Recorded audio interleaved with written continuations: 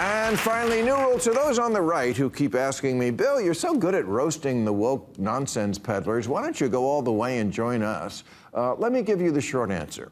Because I don't want to live in North Korea.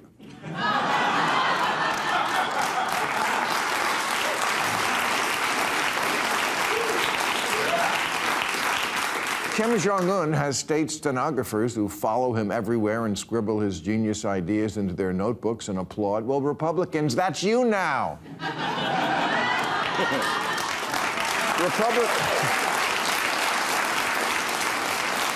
Republican Congressman Addison McDowell wants to name Dulles Airport after Trump. It'll be like other airports, except the international terminal only has departures.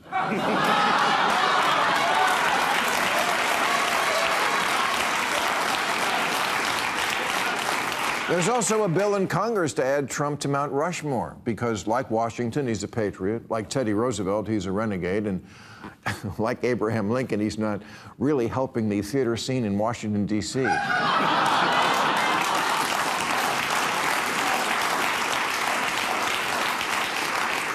Yeah, the Kennedy Center is not something I really care a lot about, but I do care that an American president doesn't see anything wrong with him personally taking it over, or that his communications director, Stephen Chung, said it was justified because Trump, quote, is a virtuoso and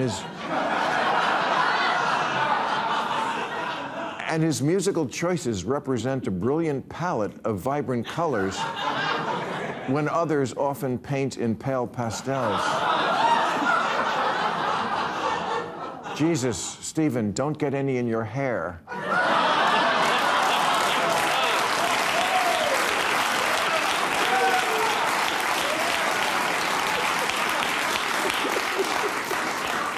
Republicans dance like Trump now. They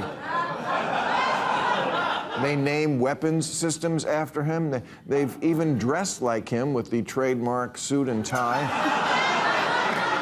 Available exclusively at Banana Republic.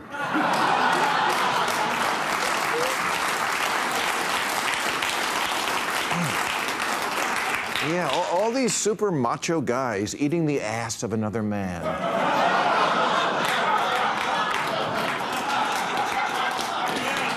Some even talk like him now, with the crazy, over-the-top exaggerations. About our new tariff policy, Commerce Secretary Ludnick said, "These policies are the most important thing America has ever had." Yeah, take that, Emancipation Proclamation and Louisiana Purchase.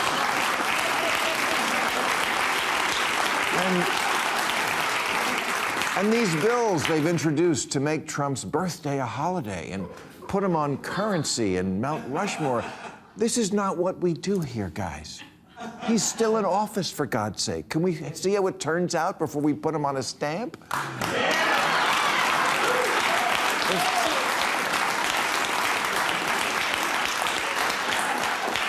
If I admit that there is a level of Trump derangement syndrome on the left, will you admit that this shit is also deranged? All the people...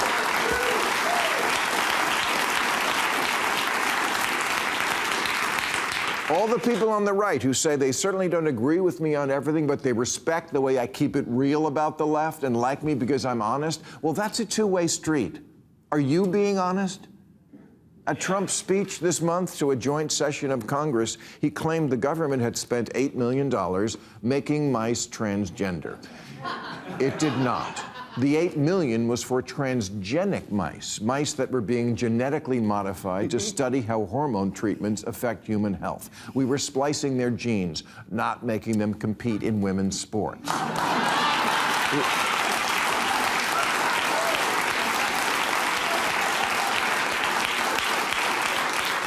We weren't spending $8 million to give mice big balls or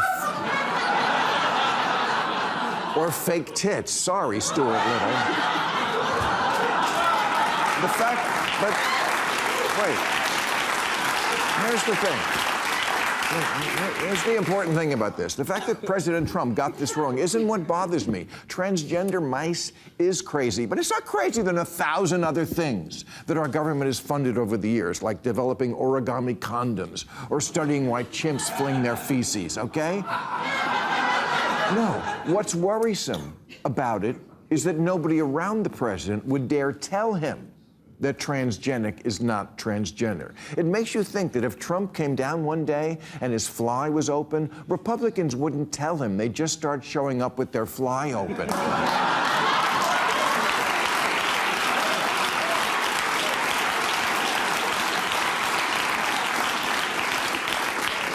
At that same speech, Supreme Court Justice Amy Coney Barrett, a Trump appointee, pissed off Steve Bannon because apparently the look on her face was not one of sufficient enrapturement. Bannon showed the video of her to his viewers and said, "That's not a look of admiration." Yeah, nothing too North Korean about that.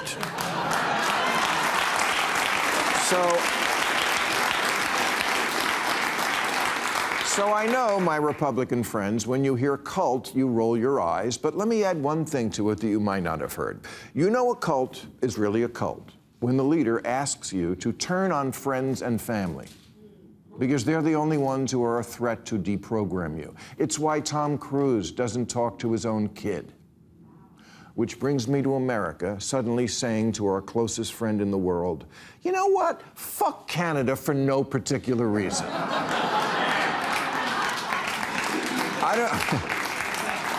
I don't know for sure where Jesse Waters of Fox News stood on invading Canada 12 weeks ago, but I'm guessing it wasn't on his mind at all. But now his message for Canada is, the fact that they don't want us to take them over makes me want to invade.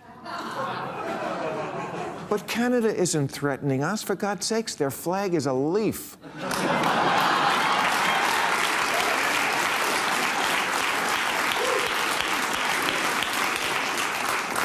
Even Joe Rogan, a Trump voter, said, "Why are we upset at Canada? This is stupid."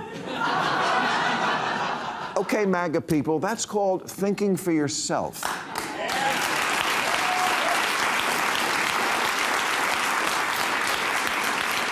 At the end of Trump's first term, there were still some people who would occasionally correct him on little details, like, you lost that last election.